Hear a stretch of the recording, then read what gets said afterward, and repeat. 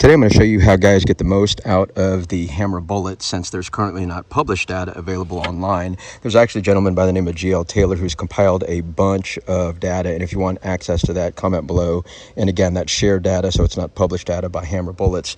But what a lot of guys are doing to get the most out of their hammer bullets, so it's called a pressure velocity test, and I'm going to be using a Wildcat caliber, so there's definitely not load data available for that. This is the 25 GPC made by Mad Dog Weapon Systems. 90 grain absolute hammers there, and the 117 grain absolute hammers here.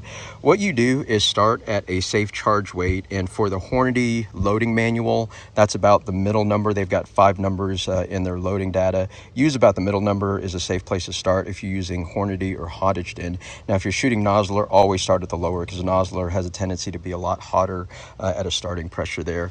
So all you're going to do is develop a start charge weight, and since I have quick load, I've kind of cheated here, but use that middle column and then slowly start working up 1 grain increments until you get to the hottest load and start halving it, or doing what I'm doing was about 3 grain increments there. I know that for the 25 GPC case, which is a 6.8 SBC case, I think they're rated at 55,000 PSI. And so at 28 grains, I'm already at 53,000, but these are absolute hammer bullets, so there's no telling how hot I can go.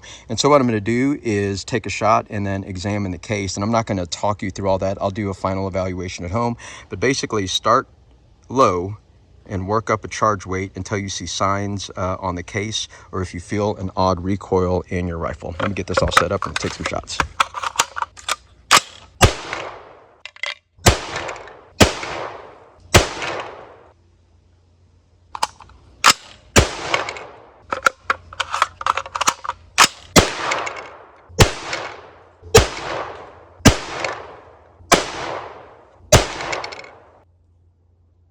I started a load development the other day with the Win 748 and the 90 grain absolute hammer bullets, and this one, if everything's right, should crack 3,000 FPS.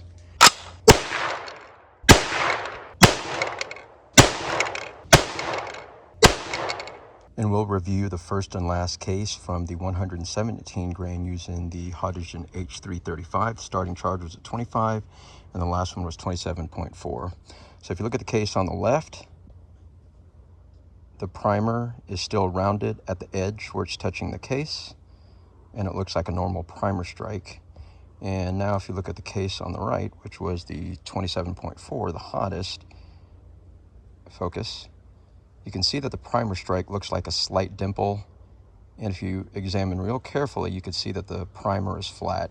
Now, these are mag primers, large mag primers in a small case, so I'm going to excuse the flat primer issue because I've shot this caliber at least enough where I've really done some case damage, and there is a slight shine right next to that P, but I can definitely go hotter with this.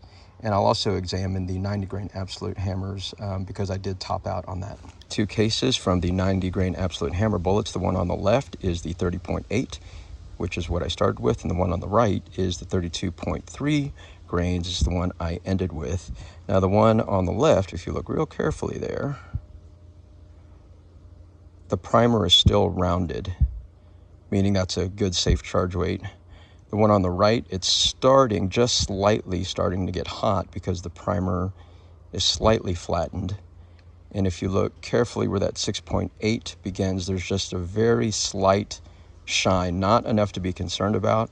But I'm going to go back down to the 32 grains, which is where I'm going to end up, because anytime you start getting a velocity increase here and then the velocity drops, you got to go to your notes and figure out why that is. And if you look at my notes, it says that the powder's touching here, and roughly that can mean anywhere from 104 to 107% case capacity.